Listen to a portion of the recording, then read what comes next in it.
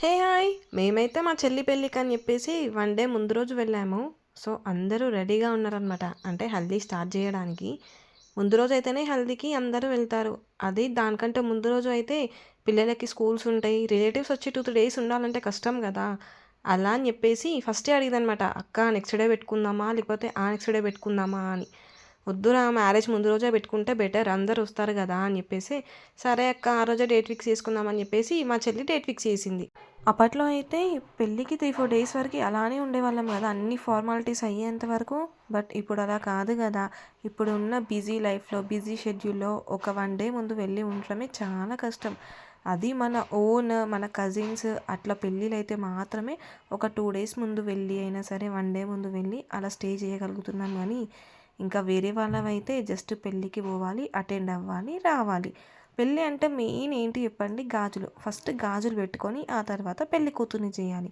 పెళ్లి కూతురు అయితే నిన్ననే పెళ్లి కూతురు అయిపోయింది. పెళ్లి కూతుర్ని చేసేసారు. సో, మేము నెక్స్ట్ డే వెళ్ళాం కాబట్టి ఫస్ట్ మేము బ్యాంగిల్స్ వేసుకుంటున్నాం. ఆ రోజు హల్దీ కాబట్టి అందరూ యెల్లో డ్రెస్ వేర్ చేసుకున్నారు. రెడీగా ఉన్నారనమాట హల్దీ కోసం.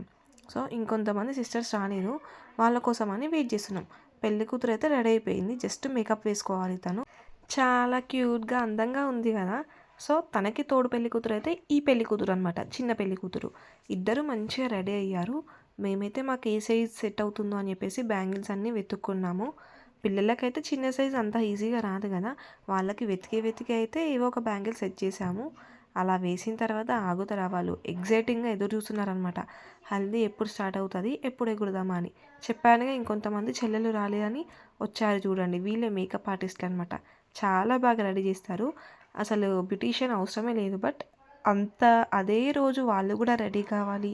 ఇంకొకరిని రెడీ చేయాలంటే టైం సెట్ కాదు కాబట్టి కంపల్సరీ బ్యూటీషియన్‌ని మాట్లాడుకోవాల్సిందే. మా ఇంట్లో అయితే పెద్దక్క తనే అనమాట. తన తర్వాతనే మేమందరము.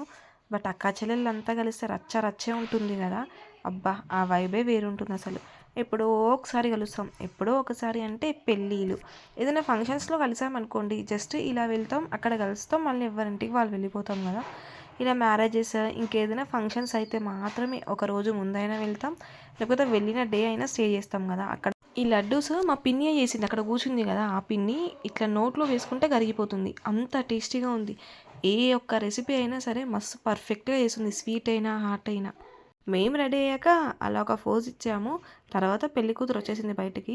తనతో కొన్ని రీల్స్ తీసుకోవాలి గదా! మేము అన్నీ సేవ్ చేసి పెట్టుకున్నామనమాట. హల్దీ గదా! ఈ రీల్ చేసుకోవాలి, ఆ రీల్ చేయాలని. బట్ ఆ టైంకి అన్నీ సెట్ అవుతాయా? పెద్దవాళ్ళు వెనకాల నుంచి "అరే! కానివ్వండిరా, కానివ్వండిరా" అంటారు. అమ్మ వాళ్ళు కానివ్వండిరా అని అంటే మనం ఊరుకుంటామా? మనం ఎట్లయినా చేసి తీరాలని చెప్పేసి మేమైతే రెడీ అయ్యి కూర్చున్నామనమాట. అసలు అప్పట్లో పెళ్ళి అంటే జస్ట్ పెళ్ళి అండ్ పెళ్లి కూతుర్ని చేసి పంపించేవాళ్ళు గదా! ఇప్పుడు అలా గాదు గదా! ట్రెండ్ మొత్తం చేంజ్ చేశారు పబ్లిక్. ఎందుకంటే ఉన్న జనాలకి ఏదో ఒక కొత్త థాట్ వస్తూనే ఉంటుంది గదా!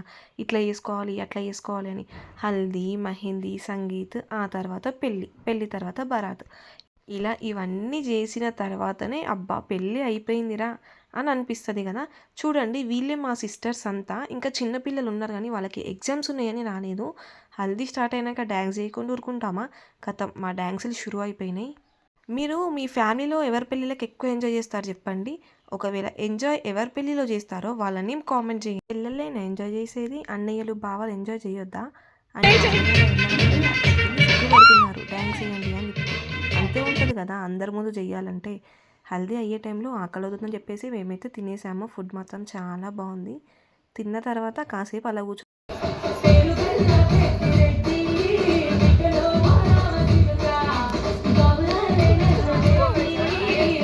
మనకి ఈ సాంగ్, ఆ సాంగ్ అని గాదు. ఏ సాంగ్ పెట్టినా డాన్స్ అలా వచ్చేసేస్తదనమాట బాడీలో నుంచి.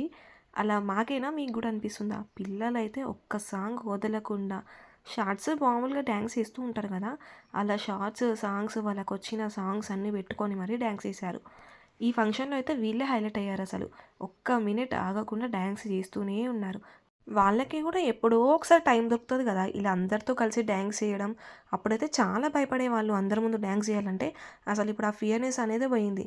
అంటే అందరి ముందు డాన్స్ చేయొచ్చు. ఎందుకు భయపడాలి అని.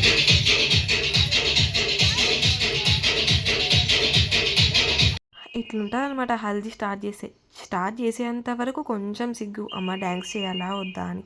చేసిన తర్వాత ఆగుతదా ఇగ? కాళ్ళు ఆగవు, చేతులు ఆగవు డాన్స్ చేయడానికి. బయట వేరే వాళ్ళ హల్దీలో డాన్స్ చేయడం చాలా కష్టమే. బట్ మన ఓన్ సిస్టర్ పెళ్ళిలో, మన హల్దీలో మనం ఎంజాయ్ చేయకపోతే ఆ కిక్కేముంటది జెప్పండి? ఒక్కరు గూడా ఆగకుండా చేస్తూనే ఉన్నారు. తర్వాత తనకి వాటర్‌తో స్నానం చేయించారు. అలా చేయించిన తర్వాత మళ్ళీ పెళ్లి కూతుర్ని చేశారు. ఈ వీడియో గనక మీకు నచ్చినట్టయితే ఒక్క లైక్ ఇవ్వచ్చు గదా! అలాగే సబ్స్క్రైబ్ జేసుకోండి. Thank you for watching. మీ ఇంట్లో కూడా ఇలానే చేస్తారా పెళ్లి కూతుర్ని? ఇంకేమైనా ఫార్మాలిటీస్ చేస్తారా? చేస్తే ఒకవేళ కామెంట్ జేయండి.